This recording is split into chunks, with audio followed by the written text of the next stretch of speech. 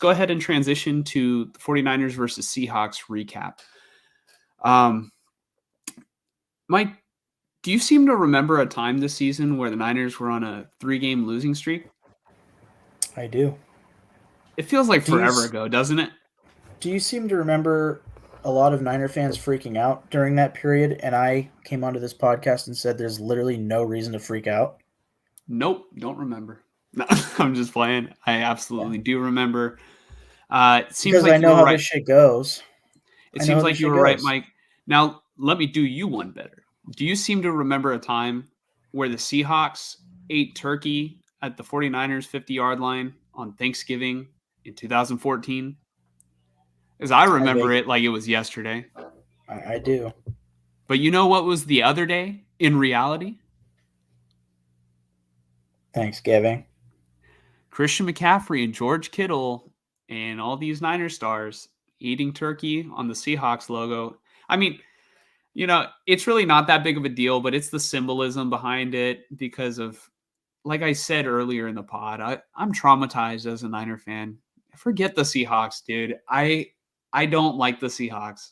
I really don't. Like, they have inflicted so much pain on me. I remember being like a 13-year-old boy watching the game in just the other room, and Navarro Bowman steals the ball in the NFC Championship.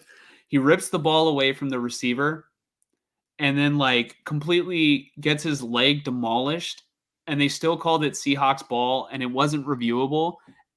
And I was crying. I was standing right there like actually crying.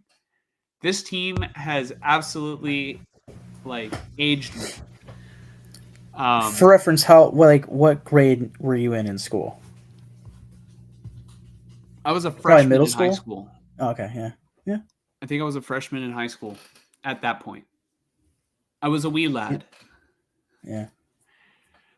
but man, the Niners, they got off to a pretty good start in this game. Things were kind of up and down here. I think they kind of stagnated maybe a little bit in the third quarter, but then they kind of got back to it and put the game to bed late. Um, it almost feels like forever ago because everybody's like already looking towards the next matchup. And even before this last week, we were talking about how everybody is not even focused on this Niners Seahawks game. They're just focused on the Niners Eagles game. But really, the significance of the victory against the Seahawks is we went into their house, we won. We're going to have to play them in, after this Eagles game, so like in 2 weeks, we're going to see them at Levi's. And, the Niners have a good shot to sweep the NFC West for 2 years in a row. That's a big deal. They haven't lost to an NFC West opponent since 2021. Yeah, So, I wish I could say that about the Raiders. I think the last time the Raiders swept the AFC West was like 2011, I think, and the Raiders ended out with like 7 wins, no, or I think they were maybe 8 and maybe 8. six, maybe eight. But it was like, dude, you got 6 wins out of your division, and you couldn't win your More, division. yeah. Like, I was just like, oh my fucking that again. I just know how this shit goes. Like, I knew when the Niners were struggling for 3 weeks in a row that they were going to figure it out and be perfectly fine. They Mhm. still totally have a shot at the 1 seed. If the Bills had beaten the Eagles, you would have had a much better shot. But, yeah. But we're still talking Seahawks. So Okay. Going back. So just imagine a traumatized me, just watching this game. And, I'm going to be a little honest. It, it felt good, but it doesn't make up for the lost time. You know, it felt good, but it wasn't like a playoff, like NFC championship level game against the Seahawks. I know we bounced them from the playoffs last year pretty easily. Purdy played very well in that game. But let me talk about like the little things in this game that really stood out to me were that it's been now 2 weeks where I've been really impressed with Shanahan and Purdy, um, because I'm impressed with Shanahan in the fact that as soon as Debo came back, he started getting creative with lining Debo up in the backfield and really alleviating some of the pressure off of Christian McCaffrey, and it forces the defense to spread out because you've got McCaffrey going one way, you got Debo going the other way. Defenses, I mean, that's pretty hard to stop. Like, you know, damned if you pick this guy, damned if you don't. It's really it keeps them on their heels, and it's a guessing game, right? Uh, so props to Shanahan for that adjustment that he's made since getting Debo back. Also, props to Brock Purdy because I mean, aside from the pick six, he played a really solid game. The pick six was a really bad throw, and it was a really easy throw, but it's I think the first pick six that he's had all year. I know he had a couple in training camp, I think, but um, he he put the game away later on when Shanahan said that he should have hit a check down, or the play was called to hit a check down to, it was either Kittle or use check, where while the zone coverage was like really backed off, and Purdy decided, nah, screw that. I'm gonna hit a deep ball to Ayuk in between like 3 or 4 defenders, and he got in for the touchdown. And I ran outside and I yelled. You know what I mean? I was so happy because, dude, Ayuk is he's having a great season. They really, I think, should feature him more in the offense because he's one of their better weapons. Did you know, Mike? I just learned this before the show. Did you know that Brandon Ayuk has a larger wingspan than Eric Armstead? I would Eric have not known Armstead's that. 6'9", is 6'8", and Brandon Ayuk, I think, has a 6'9", a wingspan of somebody who's 6'9". That's crazy.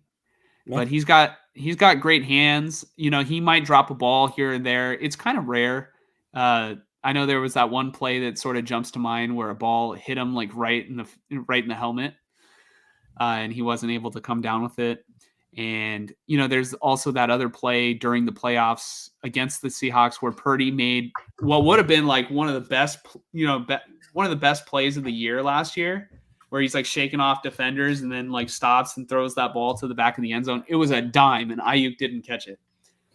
So that was also against the Seahawks, but it was really a great read by Purdy and a great decision because as a Niner fan, I don't think we've had a lot of quarterbacks recently who decide to push it rather than take the check down. And it looked a little bit like,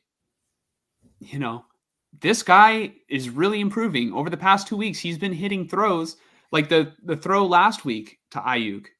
It was a dime. Yeah, I mean, he's improving. So, I have been impressed with Purdy in that regard.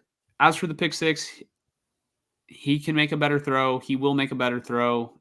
I think that if he shows that he's been improving the deep ball, he can absolutely improve the short stuff, which is his bread and butter anyway. So maybe I'm just being overly optimistic as a fan, but I mean, really, did you have anything that stood out to you during the game? Because it was on Thanksgiving. Like, I'm pretty sure most people were able to catch it, like with their family and whatnot. I mean, the main thing that stuck out to me was Debo. He was just going absolutely nuclear the first half of that game. A lot of targets, wide open most of the time. And that was something I had said like a week or two ago, is like when they get Trent Williams and Debo back, like that offense is going to be back to 100%. And again, they're going to be fine, and they have been. So I think that's the main thing. Like heading into the playoffs, it's less about like what seed you have. It's more about, are you healthy? If you guys are healthy, you are the force to be reckoned with. I don't think that there are really any teams that can outman. I don't know, outstrength you. Like bully us. Yeah, there's no team that can bully you. I don't really think so. There is one team that might, But we'll talk about that in the next topic. Yeah. Yeah. But as far as standing out to me, I didn't catch uh, Purdy's stats, but I felt like at least in the first half, because I didn't really get to see the second half because I ended up driving up to my mom's. But Mhm. in the first half, it seemed like he was just like completing everything. You know. Brock Purdy finished 21 of 30, so above 66%, with 209 yards, one touchdown, one interception. The touchdown Yeah. was pretty sweet. The interception was pretty bad, but Yeah. overall, not a terrible game. Pretty good. And like I said, he's improving in those areas that I wanted to see improvement from him, for.